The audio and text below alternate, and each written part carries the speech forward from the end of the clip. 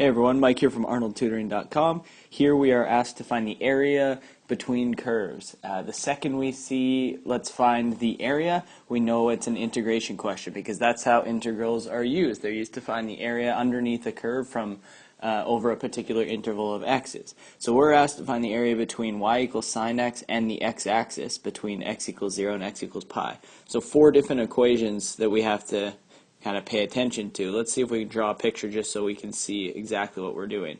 We should have an idea of what sine x looks like. It starts at the origin and goes up and then down and then up and then down and it keeps going like this forever.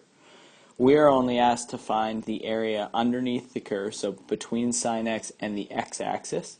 Remember the x-axis is right here that goes across. And between x equals 0 and x equals pi. So this one's fairly straightforward, but it's sometimes important to see where these curves all intersect so that we can set up the integral properly. So when x equals 0, sine is 0. We know that's this point here, right at the origin. And when x equals pi, sine of pi also equals 0. So that point is actually right here.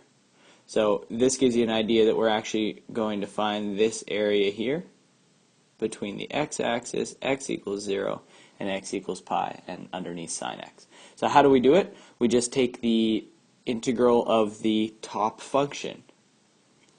So the area is going to be the integral of sine x, because again that's kind of like the roof function, and we're going to integrate over this from 0 to pi.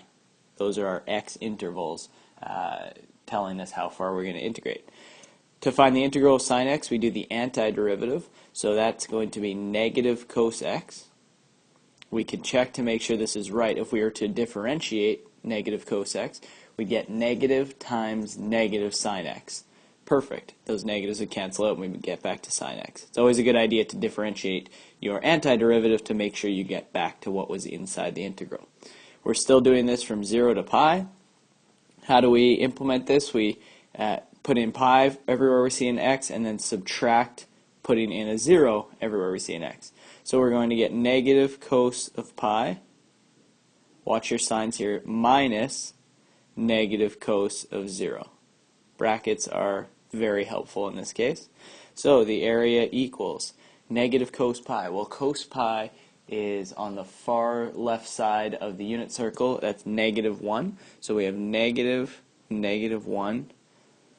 I'm going to say these two negatives cancel out, so it's plus whatever cos of 0 is, which is 1. This just becomes 1 plus 1, so the area equals 2. And we could say, let's call it units squared because it's an area. So that's as simple as area under curves or area between curves can get. You might say, well, we thought area between curves, we have to do the top function minus the bottom function inside the integral. And you're right, except for right here, the bottom function is the x-axis, right? What's the equation of the x-axis? It's y equals 0. So you can think of this as being sine x minus 0. We just don't write it. So if you're used to thinking areas between curves always do the top function minus the bottom function, we did do that here, we just don't write the 0.